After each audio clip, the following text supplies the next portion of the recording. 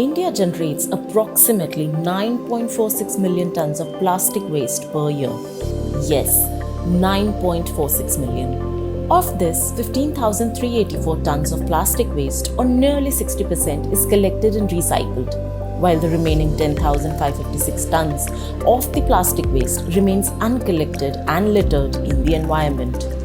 Pollution due to single-use plastic items has become an important environmental challenge confronting all countries. The main problem is that many plastic commodities are not being collected and recycled. In June 2018, Prime Minister Narendra Modi had announced that India will eliminate all single-use plastics in the country by 2022. एक छोटी सी अपेक्षा आज आपसे सामने रखना चाहता हूं। इस 2 अक्टूबर को हम भारत को सिंगल यूज प्लास्टिक, क्या इससे देश को मुक्ति दिला सकते हैं? हम निकल पड़े, टोलियां बना करके निकल पड़े, स्कूल, कॉलेज, हम सब पूज्य बापू को याद करते हुए, और घर में प्लास्टिक हो, सिंगल यूज प्लास्टिक, या बाहर चौराहे पर पड़ा हो, गंदी ना, सब इकट्ठा करें। नगर पालिकाएं, महानगर पालिकाएं, ग्राम पंचायत, सब इसको जमा करने की व्यवस्था करें, और हम प्लास्टिक को विदाई देने की दिशा में 2 अक्टूबर को एक पहला मजबूत कदम उठा सकते हैं क्या?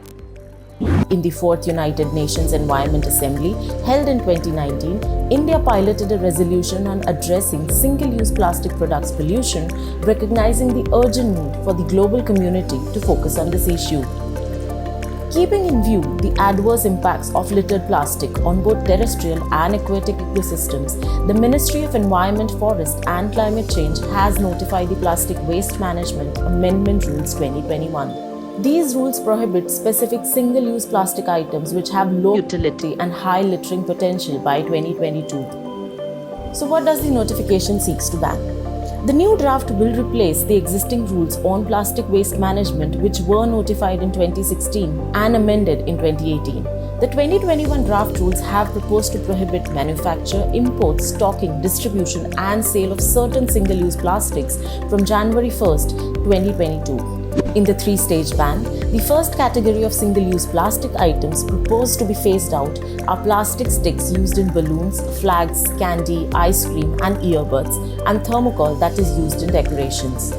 The second category proposed to be banned from July 1st, 2022 includes items such as plates, cups, glasses and cutlery such as forks, spoons, knives, straws, trays, wrapping and packing films used in sweet boxes, invitation cards, cigarette packets, stirrers and plastic banners that are less than 100 microns in thickness. A third category of prohibition is for the non-woven bags below 240 microns in thickness. This is proposed to start from 30th September 2022. What makes the amendment unique? The draft has for the first time defined non-woven plastic bags widely used as shopping bags and brought brand owners as well as plastic waste processors under its ambit.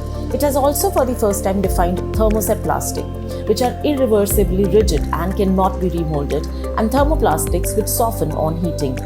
Thermoset plastics are used in electrical fittings and tableware, whereas thermoplastics are used in items such as toys, combs and mugs. How will it be implemented? The Central Pollution Control Board, along with the state pollution bodies, will monitor the ban, identify violations, and impose penalties already prescribed under the Environmental Protection Act 1986. The Environment Ministry has also set up a national-level task force for making coordinated efforts in this direction. The state and the UT governments and the central ministries and departments concerned have also been asked to develop a comprehensive action plan for elimination of SUP and effective implementation of the rules in a time-bound manner. So what are the alternatives to plastic? 4 things can happen going forward. 1 is to look out for some sustainable alternatives. Economically affordable and ecologically viable alternatives which will not burden the resources needed, and their prices will also come down with time and increase in demand. Need to promote alternatives like cotton, khadi bags and biodegradable plastics. Second is the circular economy. Countries must embrace circular and sustainable economic practices throughout the plastics value chain to reduce plastic pollution. A circular economy depends on reuse, sharing, repair, refurbishment, remanufacturing and recycling of resources to create a closed-loop system, minimizing the use of resources, generation of waste, pollution and carbon emissions. Third is the behavioral change. Citizens have to bring behavioral change and contribute by not littering and helping in waste segregation and waste management. The waste management infrastructure in the states and UTs is being strengthened through the Swachh Bharat mission, which has also yielded positive results. And the fourth is extended producer responsibility. At the policy level, the concept of extended producer responsibility, already mentioned under the 2016 rules, has to be promoted. EPR is a policy approach under which producers are given a significant responsibility, financial and/or physical, for the treatment or disposal of post-consumer products. Even as independent experts have welcomed the proposed ban on SUP, there are some manufacturers who have reservations.